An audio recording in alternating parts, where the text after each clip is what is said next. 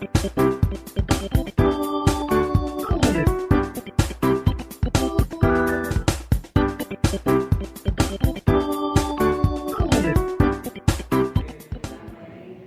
meditar um pouco na palavra do Senhor. Eu queria convidá-los a abrirem suas Bíblias na primeira carta do apóstolo Paulo a Timóteo. Nós vamos ler o capítulo 5, apenas 2 versos, os versos finais do capítulo 5 ali, verso 24 e verso 25. 1 Timóteo 5, 24 a 25.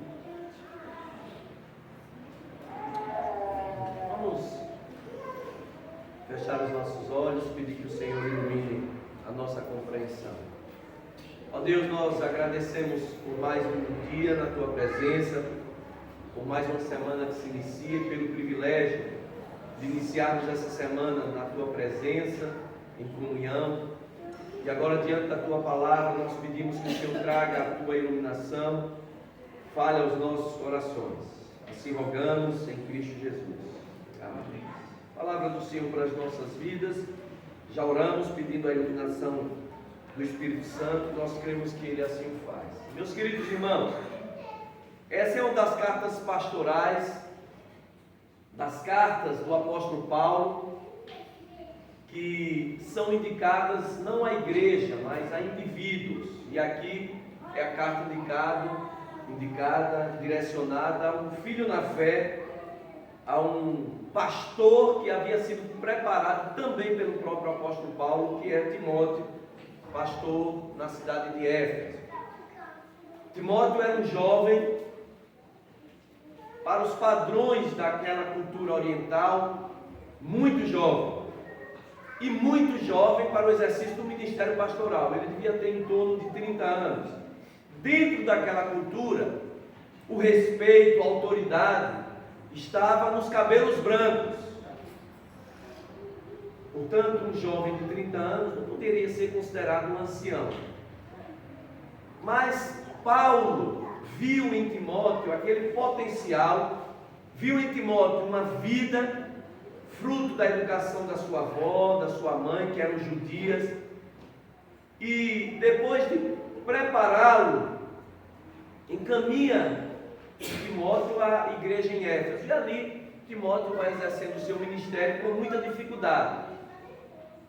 Pouco dessa dificuldade por conta do seu próprio perfil, alguém tímido, tanto quanto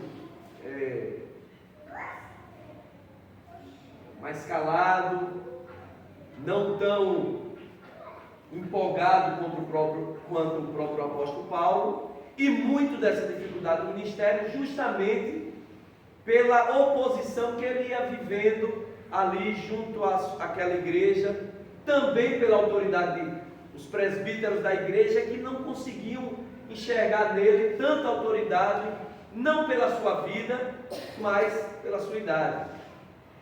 E Paulo ia então recomendando Timóteo que permanecesse, que perseverasse, e ele escreve então essa primeira carta para dar aquele gás, aquele ânimo em Timóteo.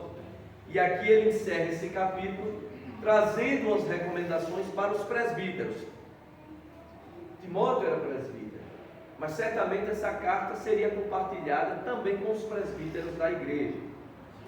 E aqui Paulo vai falando a Timóteo acerca de como os presbíteros deveriam proceder, e ele parece, no momento final desse capítulo, mudar de assunto, e ele agora fala de forma mais geral para os homens, para os crentes, para as mulheres cristãs, acerca do nosso testemunho, o que a nossa vida tem falado.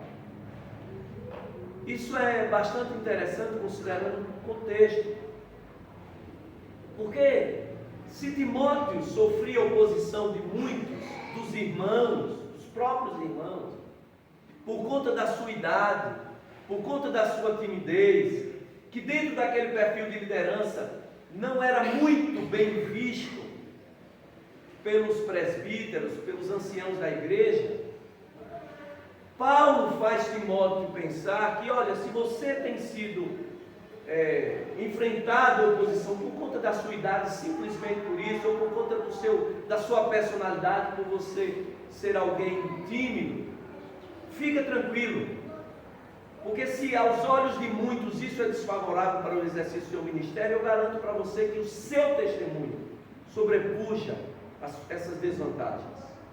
Você é um homem temente a Deus. Paulo fala do testemunho como um grande argumento de autoridade na vida do crente. Você é jovem, você é tímido, muitos se opõem, mas contra o seu bom testemunho, ninguém há de se opor. A sua vida, o seu bom testemunho sobrepuja as suas desvantagens. Olhe para você, meu irmão, olhe para a sua vida. Nós também temos muitas desvantagens para sermos considerados representantes do reino dos céus nessa vida. Nós temos as nossas imperfeições, as nossas incoerências, as nossas deficiências do ponto de vista intelectual,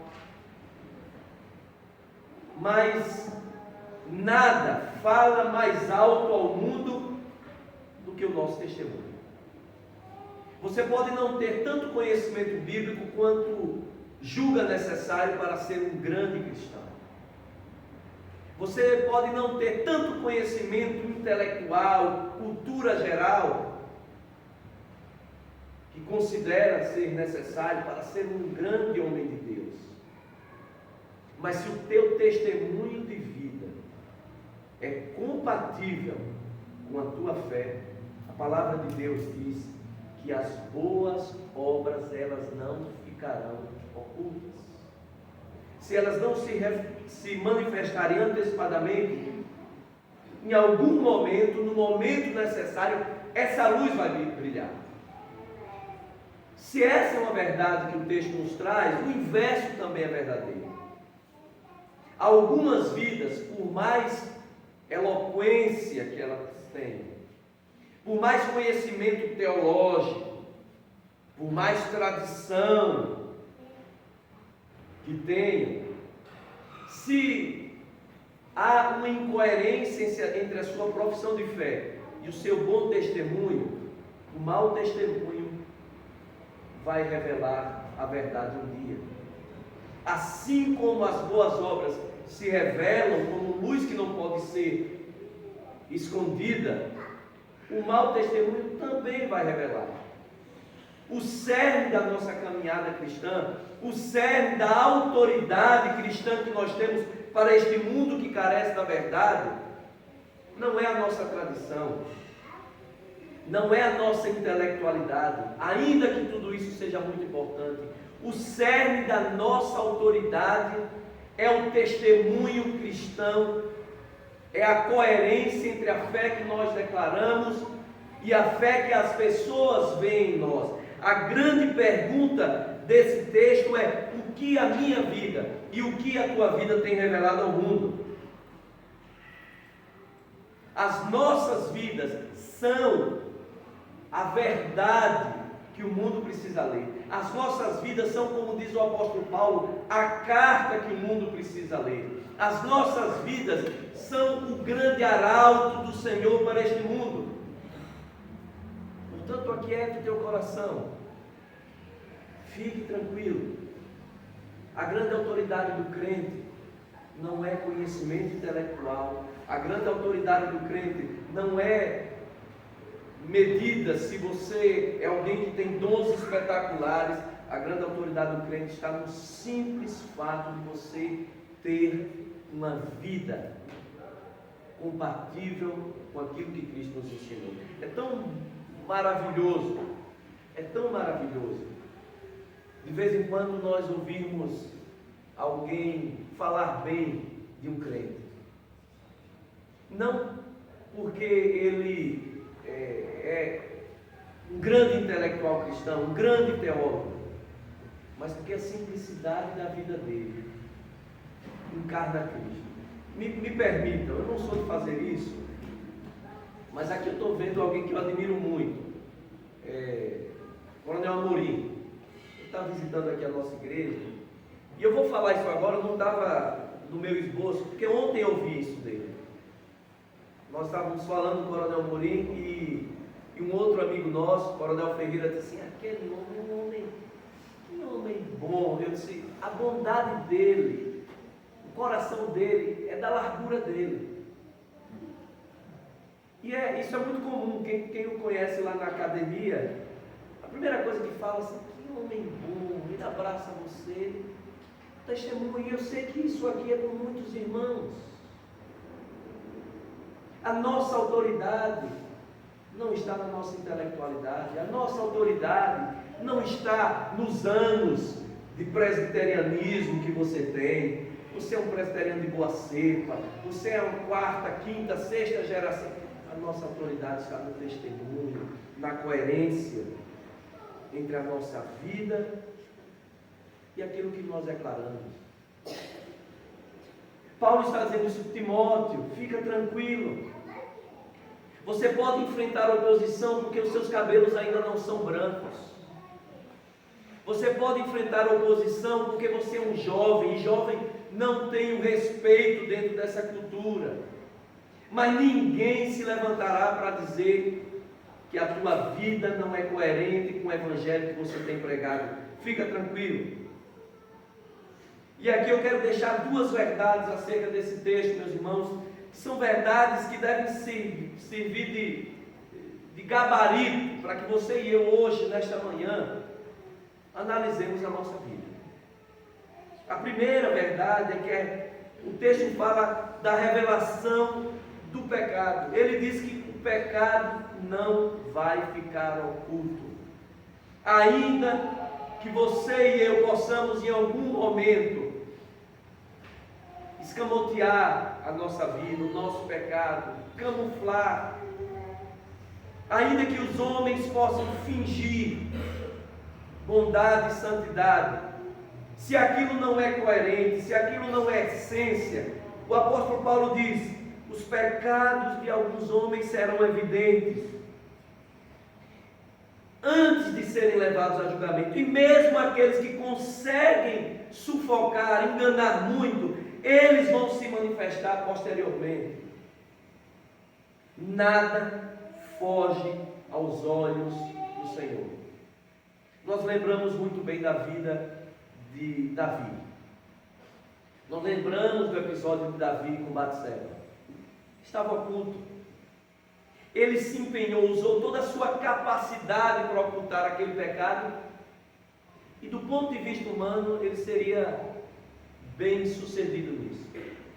Ele conseguiu camuflar, ele conseguiu esconder, e ele passaria como um grande rei Davi. Até que Deus, que não se deixa escarnecer, levanta um homem, um profeta. E o profeta conta a história de um certo homem que tinha apenas uma ovelhinha, e o seu vizinho tinha um grande rebanho, e esse vizinho foi receber visitas, e ao invés de matar uma ovelha do seu rebanho, ele foi lá e rouba a única ovelha do seu vizinho. E Davi se levanta, ainda com aquela pose do grande rei e admirável, diz assim: esse homem merece ser punido. E Natan diz assim: esse homem é você, Davi, porque o pecado, ainda que seja oculto, ele virá à luz. E graças a Deus, o que acontece com Davi é que Davi compreende que o pecado tem consequências, e ele entende aquela palavra dura do Senhor, a revelação do pecado, como um chamamento ao arrependimento. O que é que as nossas vidas têm revelado ao mundo, meus irmãos? Se neste gabarito a nossa consciência tem sido acusada, a palavra do Senhor para nós hoje é uma palavra de chamamento ao arrependimento. Arrependa-se. Porque não há pecado oculto que não venha à luz. Porque ainda que os homens sejam enganados, de Deus não se zomba, de Deus não se escarnece. Deus está vendo, e Ele está nos dando sempre chance de confessarmos antes de sermos pegos no erro. Eu costumo ministrar palestra, instrução acerca de prevenção ao uso de substâncias. E tem algo que eu sempre falo para os soldados. Soldado, você tem duas oportunidades. Se você me procura e diz, eu tenho um problema, você vai ser tratado como alguém que tem um problema de saúde. Agora, se você é plotado, você é pego em delito, você vai ser tratado como alguém que cometeu um delito. Então você tem a chance de me procurar e dizer assim, eu preciso de ajuda. Ou você está pagando para ver, testando o sistema para ser pego e perder a chance de ser tratado como alguém que está doente, para ser alguém tratado como quem cometeu alguma transgressão. É isso que o Senhor faz conosco, quando Ele nos traz uma palavra. Se o pecado recebeu a luz do Senhor ali, Ele está dizendo, venha, arrependa-se, porque as consequências do pecado são inevitáveis, elas virão um dia. O texto sagrado nos diz que o Senhor perdoa o pecador, ainda que não inocente e culpado. Mas o texto também fala-nos de outra verdade. Se por um lado ele traz a dureza do pecado, por outro lado ele traz a leveza das boas obras. O texto sagrado, Paulo diz assim, olha, se o pecado vem à luz, fica tranquilo, porque as boas obras também virão. Nada pode ofuscar a luz que brilha das boas obras. Ninguém pode acender uma candeia e esconder debaixo de uma mesa, ela precisa ser colocada no velador.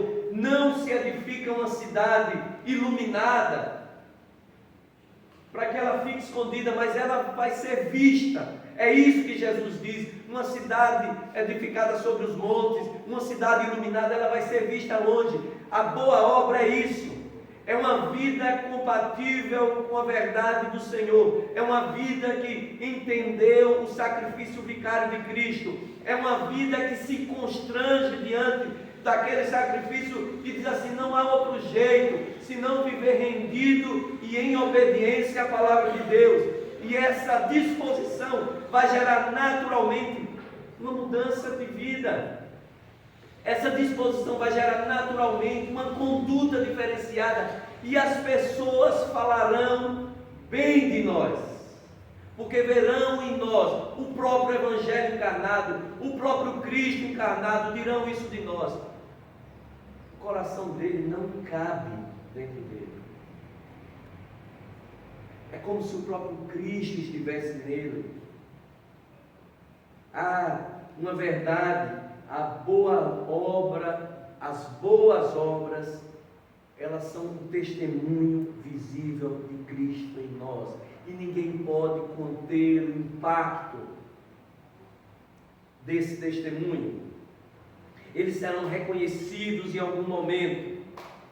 Mas esse reconhecimento não é para nós. Paulo aqui nos faz pensar sobre a motivação correta.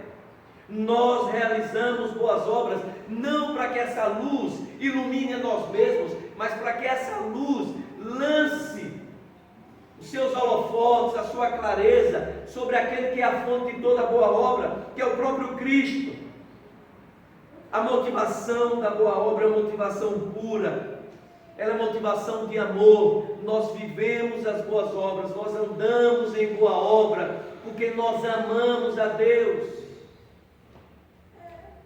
Nós vivemos as boas obras, nós andamos nas boas obras, nós somos movidos pelo Espírito Santo e lutamos todo dia contra aquela carnalidade que há em nós, para andarmos na linha, para fazermos o que é correto, não para nós mesmos, porque se assim o fora, nós não estaríamos manifestando verdadeiramente boa obra, mas isso seria um falso pietismo, uma falsa piedade. Nós somos motivados por amor a Deus. Eu ando na linha não para ser salvo, eu ando na linha porque eu fui salvo por aquele Deus que se fez homem, morreu por nós. Eu ando na linha porque eu não tenho como pagar isso. E o máximo que eu posso fazer é dizer: Senhor, cumpra-se em mim a tua vontade e ajuda-me a viver conforme a tua própria vontade. A consciência de uma vida cristã compatível com a sua fé é o mais poderoso argumento que você e eu temos. Era isso que Paulo estava dizendo a Timóteo: fica tranquilo, Timóteo, se a tua consciência não te condena, se você é um jovem que vive as boas obras, por amor a Deus, não buscando para si reconhecimento, mas simplesmente porque você sabe que não tem como pagar esse amor que foi manifestado na cruz, fica tranquilo, porque esses homens poderão falar tudo contra você, mas nunca falar que você vive contra a fé que você declara. Meus irmãos, o que é que as pessoas têm falado acerca de nós? O que é que as pessoas têm dito acerca da nossa caminhada? O que é que a tua vida e a minha vida têm revelado ao mundo? A grande manifestação do Espírito Santo de Deus nas nossas vidas não é manifestação de cura, de línguas, de profecias. A grande manifestação do poder do Espírito Santo de Deus na minha vida e na tua vida é o fruto do Espírito Santo: amor, alegria, paz, longanimidade, benignidade e bondade, mansidão, fidelidade, domínio próprio. A grande manifestação do poder do Espírito em nós é a revelação deste fruto, que nada mais é do que a descrição do caráter de Jesus. Se as pessoas virem em nós estes frutos, as pessoas verão em nós o próprio Cristo. O que é que a minha vida e a tua vida têm revelado? Cristo ou as obras da carne? Feche teus olhos, nós vamos orar, pedir a graça de Deus sobre as nossas vidas. Senhor, nós te somos gratos porque sabemos que de nós mesmos não podemos manifestar boas obras. Sabemos também que o nosso esforço não garante para a nossa salvação. Mas louvamos a Ti, porque temos o Espírito Santo do Senhor que nos permite produzir boas obras, para a glória do Teu santo nome, por amor ao Senhor. Se aqui ou ali, ó Deus, as nossas vidas têm manifestado o pecado, nós nos colocamos diante do Senhor agora, ouvindo a Tua palavra, como Davi, que ouviu a Tua palavra e se arrependeu. Nós nos arrependemos, nós confessamos a nossa pecaminosidade, nós confessamos, ó Deus, que somos incoerentes, nós confessamos que se o Senhor retirar de nós a Tua graça, o que resta em nós é apenas pó e cinza, nada sobra de nós. Nós não somos bons, somos como trapo de imundícia, sim, Deus. Mas agora nós pedimos perdão. Ajuda-nos, ó Deus, naquele pecado que tem sido recorrente em nós. Quebra toda a cadeia, liberta o nosso coração. Nós não ponderamos, nós não argumentamos, nós simplesmente dizemos: ó Deus, o nosso pecado é este. Que o Senhor nos liberte e nos perdoe. Mas nós pedimos também, ó Pai, que o Teu Espírito Santo manifeste em nós o Seu fruto, para que as boas obras sejam manifestas e Resende conheça que há um Salvador, e o mundo conheça que há um Salvador. Sejamos o próprio reflexo de Cristo neste mundo. Ajuda-nos, ó Deus, para que as pessoas falem de nós, que têm visto em nós o próprio Cristo, para que as pessoas digam de fato que o nosso coração não cabe dentro de nós. Que assim seja, Deus, em nome de Jesus. Amém.